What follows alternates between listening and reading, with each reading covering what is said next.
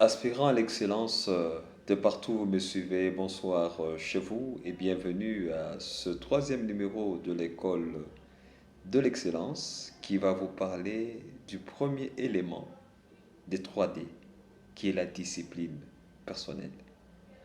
Hier, dans le deuxième numéro, nous avons parlé des 3D qui sont la discipline personnelle, la distinction et le dévouement. Mais aujourd'hui, on veut s'attarder sur la discipline. Pourquoi s'attarder sur la discipline? Retenez que la discipline est l'un des maillons principaux du succès dans tout ce que l'on peut faire dans la vie. Ceux qui ont gagné leur vie, ceux qui ont atteint les sommets dans leur vie, ceux qui ont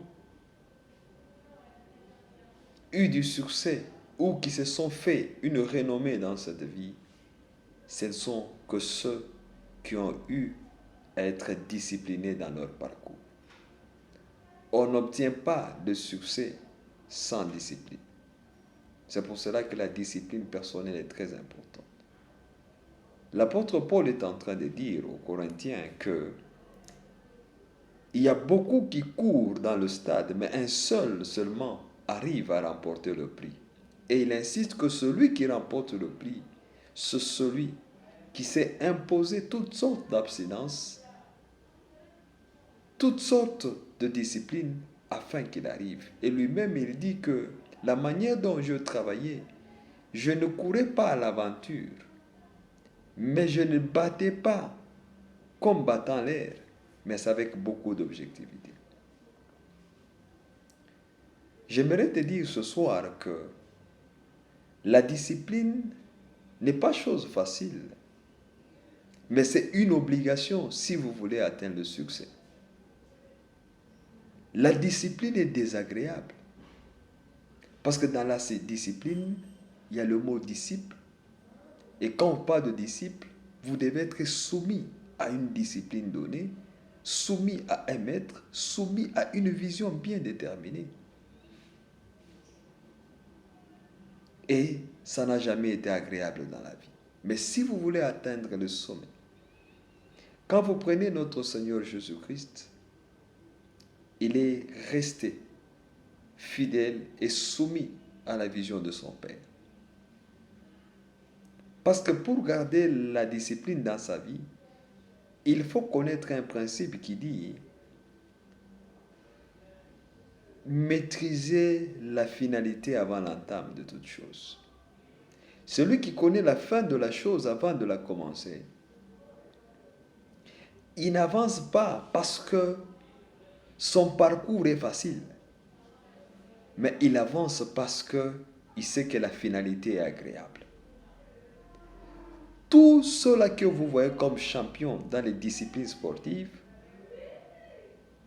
ce n'est pas le ring qui fait d'eux les champions, mais c'est la discipline qui s'impose lors de préparation de combat, lors de séances de sport, qui fait à ce qu'ils soient proclamés un jour champions. Et de manière brève, il faut retenir que ce n'est pas le ring qui fait le champion. On devient champion aux séances d'entraînement, mais le ring, lui, ne vous révèle qu'au grand jour. C'est pour cela que si vous voulez être excellent et élevé, vous devez être discipliné dans la vie. Sachez que 10 minutes que vous perdez au courant d'une journée, quand vous prenez 10 jours, ça sera 100 minutes. Quand vous prenez 100 jours, ça sera 1000 minutes. Et quand vous prenez toute une année, ça sera plus de 3000 minutes que vous allez perdre. Et c'est énorme. Commencez aujourd'hui. Faites le plan de votre discipline vitale. Dites-vous des choses que vous pouvez faire et des choses que vous ne devez pas faire par rapport à la vision que vous voulez matérialiser. Je vous invite à donner des dates d'expiration à vos projets. des dates d'expiration à vos visions. Quand je parle de date d'expiration, sachez que une vision doit avoir un jour de matérialisation. Un projet doit avoir un jour de sa matérialisation. Ne restez pas seulement avec des projets dans la tête. Ne restez pas seulement avec des visions dans la tête, mais accordez à ces visions une date d'expiration. Et pour y arriver, vous avez besoin de vous imposer toutes sortes de disciplines. La discipline n'est pas agréable. Ceux qui font le sport, ils le savent. Quand ils sont dans les séances d'entraînement, ça fait mal. Ils ont mal tout le corps, mais ils persistent parce qu'ils savent que la gloire réservée au succès est plus importante que la souffrance qu'ils subissent lors des entraînements. Soyez